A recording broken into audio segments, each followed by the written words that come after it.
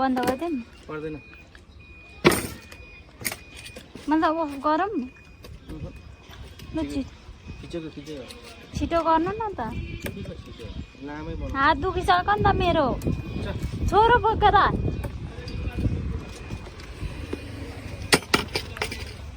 हल्यो है यसले हल्लाएर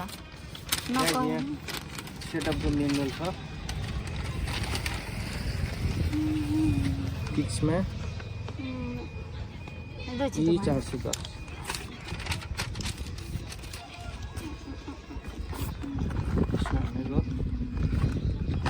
यो cartridge हो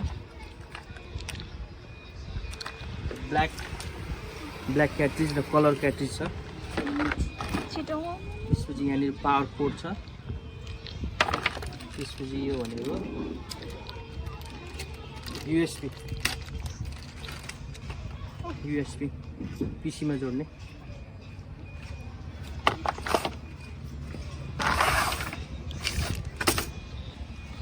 त्यस पछाडि फाइनली यहाँनिर मेसिन आयो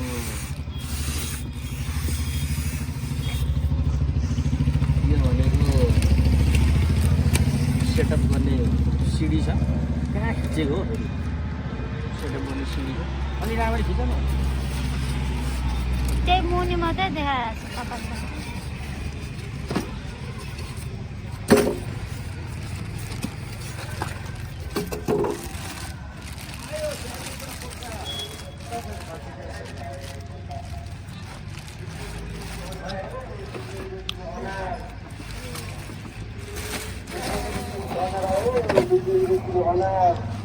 गाइज पेपर हालिन्छ प्रिन्ट गरेर निस्किने यतापट्टि हो अर्को भिडियोमा हामी प्रिन्ट गराएर पनि देखाउँछौँ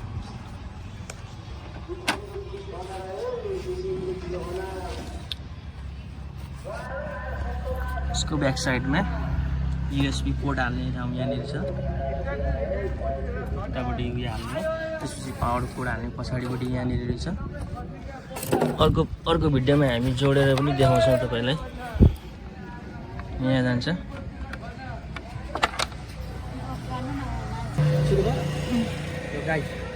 अब यसमा बाँकीको यो तारहरू कनेक्सनमा देखाउँदैछु यहाँ ल्याउँछ देखाउन फोकस गर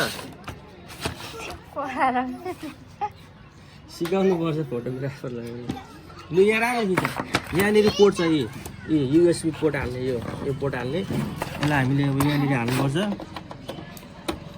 ल यो यहाँ भयो त्यसपछि यो अर्को भनेको पावर पोर्ट यो पावर पोर्ट यहाँनिर छ यहाँ देखाइदेऊ यहाँ होइन यहाँनिर अब यसलाई हामीले यसरी हाल्छौँ यही पावर पोर्ट यहाँ भयो त्यसपछि बाँकी रह्यो हाम्रो भनेको यो क्याट्रिज कलर यसको लागि हामीले अब यता अगाडि फर्काउने यहाँनिर यस्तो गर्ने हार गर्ने त्यस पछाडि यो टेपलाई हामी उक्काउने यसरी यहाँ क्याट्रिज हाल्ने ठाउँमा यहाँ खुल्छ यो हामीलाई चाहिन्छ नि फालिदिँदा हुन्छ त्यसपछि अब यो कुन छ ब्ल्याक क्याट्रिज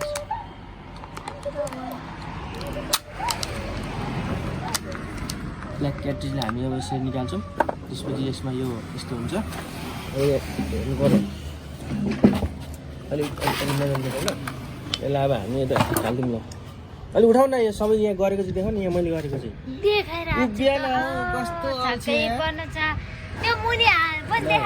यहाँ यो यसरी उठाउनुपर्छ देखाउ त लु यहाँ ब्ल्याक लेखेको छ नि यतापट्टि ब्ल्याक लेखेको त्यही भएर यो यतापट्टि जान्छ यसरी यसो छिट्दाखेरि अब यो यहाँनिर खड्याक्क गर्छ बस यो खड्याक्क गर्ने आवाज आउनु पऱ्यो यो यहाँ लाग्यो यसलाई अर्को कलर निकाल्ने यो कलरको पनि हामीले यसरी निकाल्नु पऱ्यो स्टिकर त्यस पछाडि अब यो कलरकोलाई यतापट्टि यो यो यो यो यसलाई चाहिँ भित्रपट्टि हाल्नुपर्छ यसरी छड्के पारेर खड्याक्क गर यो यहाँ सेट भयो यसलाई यहाँ थिचिदिने त्यस पछाडि यो टेपलाई हामी यसरी निकालिन्छ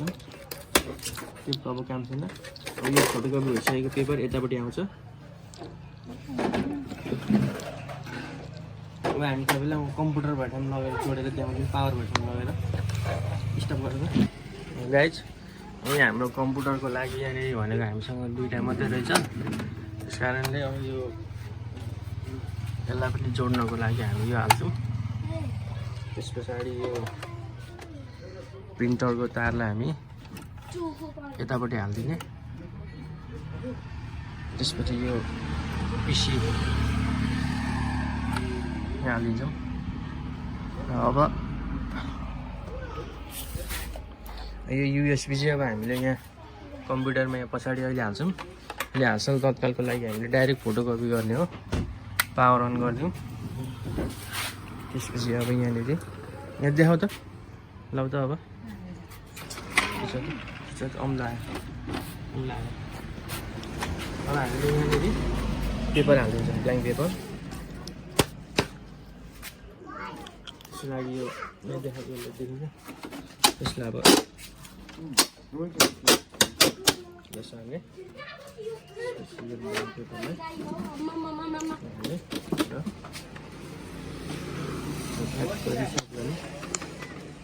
ल अब हामी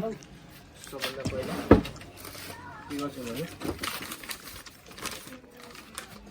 नागरिकताको फोटोकपी गर्छु मेरो यो म नागरिकताको फोटोकपी गर्छु एकचोटि यहाँ देखेर चाहिँ कहाँ देखेर चाहिँ तिमी यार हेरेर चाहिँ कहाँ हेरेर यो मान्छेले मलाई केही गरेको न घरकाले चित्त बुझाउँछ होइन यहाँ अब यहाँनिर देखाउ फोकस कहाँ कहाँ के गर्नुपर्ने थुक्क बुद्धि गर्नु नि त ठ्याक्क यहाँनिर राखिदिएको छु ल अब हामीले ब्ल्याक प्रिन्ट गर्नलाई यहाँ लेखेको छ ब्ल्याक प्रिन्ट है एकचोटि यहाँ खिचिदिउँ अब हेरौँ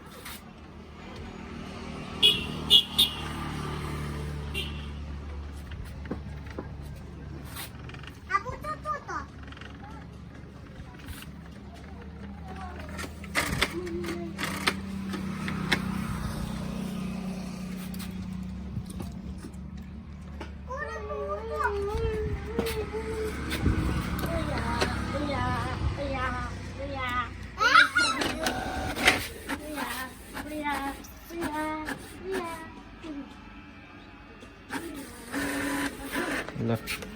गाइज यो फोटोकपीको पनि फोटोकपी भएको भएर यस्तो आयो होला कि अब एउटा हामी यो गरी हेरौँ ल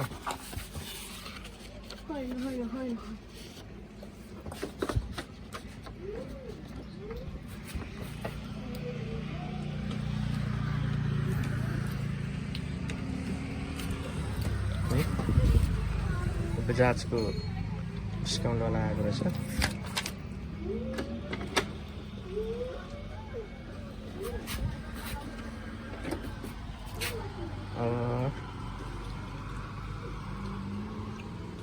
ब्ल्याक नै गरेर हेरौँ ल।